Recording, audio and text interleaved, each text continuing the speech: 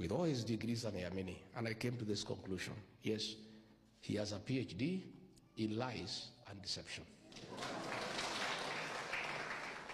He has masters in corruption, theft, and bribery.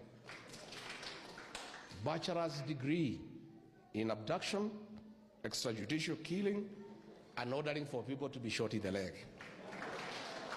The man has a diploma in mismanagement and destruction of working institutions.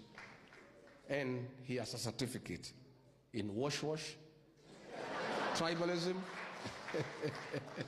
and dividing the mountain. With those few words, I want to say asanteni sana. Pole mchungaji kama nimeinject sana. Lakini unajua hao wa Kristo pia ni wa Kenya. Lazima tuambie nini? So mtaniombea? Mtaniombea? Niko na timu